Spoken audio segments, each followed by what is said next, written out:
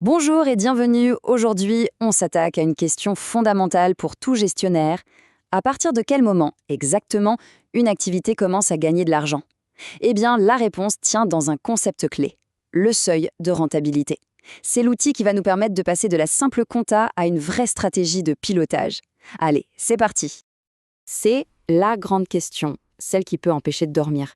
Quel est ce chiffre magique, ce montant de chiffre d'affaires qui marque la fin des pertes? Ce moment précis où l'on arrête de brûler la trésorerie, où chaque euro qui rentre ne sert plus seulement à payer les factures, mais commence vraiment à construire quelque chose.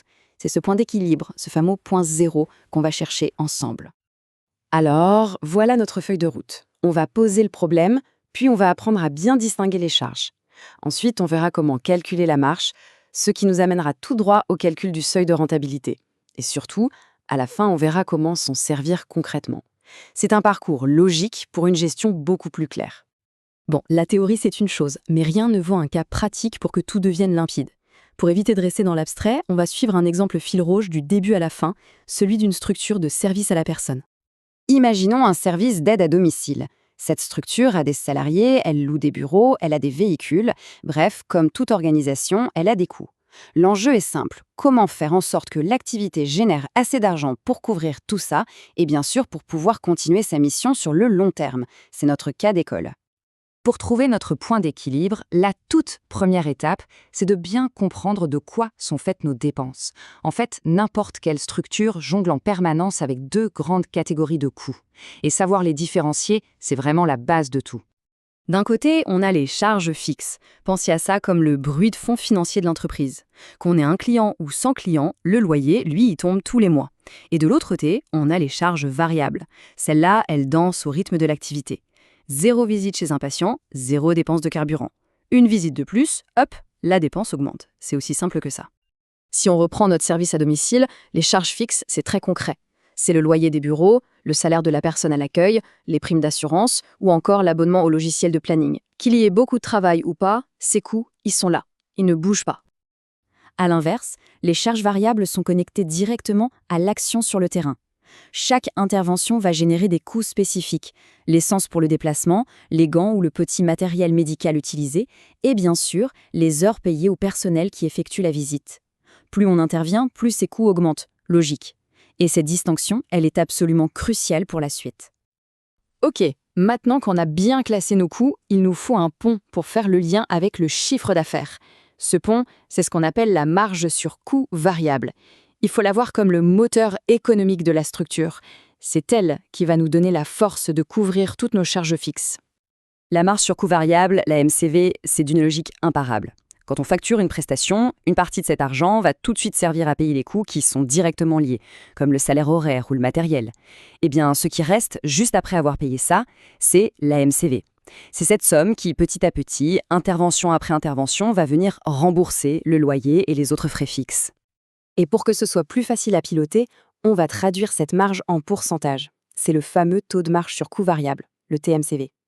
L'intérêt, ça nous donne un indicateur d'efficacité. Par exemple, si le TMCV est de 40%, ça veut dire que sur 100 € facturés, il reste toujours 40 € pour aider à payer les charges fixes. C'est un ratio super puissant pour comprendre la santé de son activité.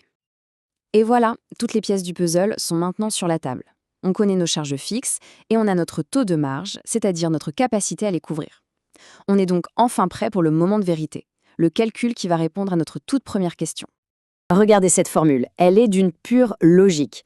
On prend le total de nos charges fixes, le mur qu'on doit franchir, et on le divise par notre force pour le franchir, c'est-à-dire le pourcentage de chaque euro qui est disponible pour ça, notre TMCV. Le résultat, c'est le chiffre d'affaires exact à attendre pour que les marges couvrent pile poil les charges fixes, ni plus ni moins. C'est le point d'équilibre parfait. Donc pour notre service d'aide à domicile, comment on fait? C'est simple, en 3 temps. 1. On fait la liste de toutes les charges fixes de l'année et on les additionne. 2. On calcule notre fameux taux de marge, le TMCV. Et 3. On applique la formule. C'est tout. Et voilà le chiffre qui tombe. 150 000 €. Ce n'est plus une vague idée, c'est une cible, un objectif clair et net. Qu'est-ce que ça veut dire concrètement? Ça veut dire que jusqu'au 149 999e euro facturé, la structure est encore en déficit. Mais dès le 150 001e euro, chaque nouvelle prestation commence enfin à générer du bénéfice.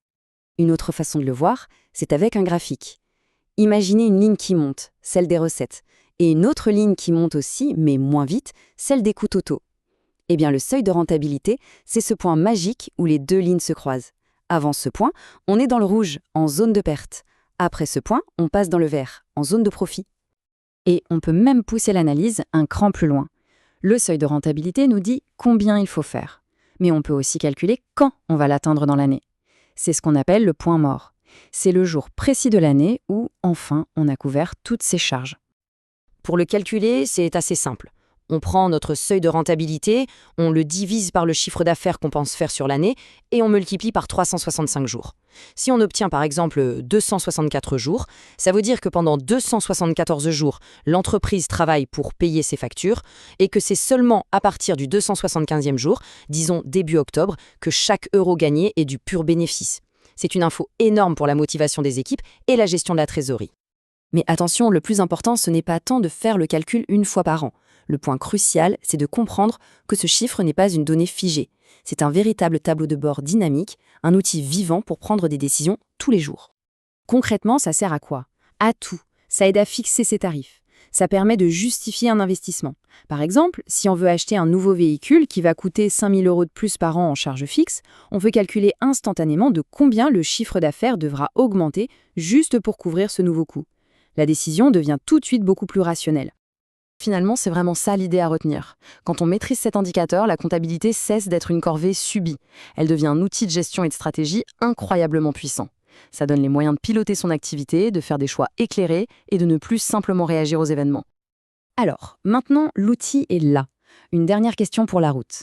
Imaginez que demain, le prix de l'essence explose et que les charges variables augmentent de 10%. Le seuil de rentabilité va grimper, c'est sûr. Comment réagir ? Faut-il augmenter les tarifs au risque de perdre des clients? Tenter de réduire une charge fixe ailleurs? Ou alors, faut-il se battre pour trouver plus de clients? Voilà exactement le type de réflexion stratégique que cet outil rend possible.